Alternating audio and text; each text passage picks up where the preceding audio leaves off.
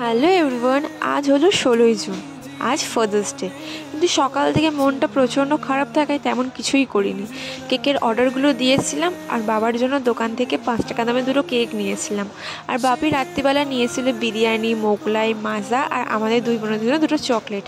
তেমন কিছুই করিনি। এই দিনটার জন্য অনেক কিছু প্ল্যানিং ছিল, কিন্তু হঠাৎ করে একটা খুব খারাপ খবর সকাল সকাল আসায় তেমন কিছুই করা হয়ে ওঠেনি। তাই যেটুখানি পেরেছি ওইটুখানি করেছি। সেদিনকারে রাতের মতো বাপিকে একটা ছোট্ট গিফট, বাপি যেহেতু আইসক্রিম খেতে ভালোবাসে তাই আইসক্রিম দিয়েছিলাম। তারপর গোল হয়ে বসে বাপি যেই খাবারগুলো নিয়েছিল সবাই মিলে খেলাম। এইভাবেই আমরা 16 তারিখটা কাটিয়েছিলাম। আর একটা জিনিস আমার খুব মনে হচ্ছিল, আজকে আমরা সবাই একসাথে আছি, পরের বছর এই সময় আমরা কে কোথায় থাকবো, কি হবে আমাদের সাথে, আমরা কেউ জানি না। তাই এই দিনটাকে স্পেশাল করে তোলার জন্য আমি 17 তারিখ চলে গেছিলাম একটা সোনার দোকানে। ওখান থেকে বাপির জন্য একটা গিফট নিয়ে এসেছি।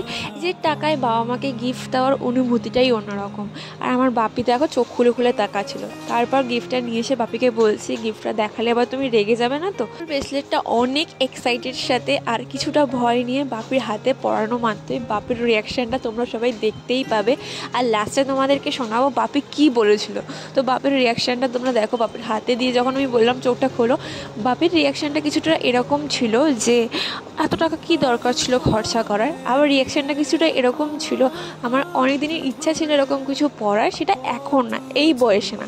অনেকটা খুশি হয়েছিল, কিন্তু কি বলো তো, পৃথিবীর সব বাবারাই তো একই রকম হয়। খুশি হলেও সেটা মুখে প্রকাশ করে না, সেরকমই আমার বাবাও একই রকম। তারপরে চলো তোমাদেরকে শোনাই আমার বাবা এই ব্রেসলেটটা পাওয়ার পর কি বলেছিল। তো তোমরা নিজেরাই শুনে নাও কি বলেছিল। মাত্র মানে 100 হোক আর জিনিসটা ভালো। আমার কি এখন এইসব পড়ার বয়স আছে?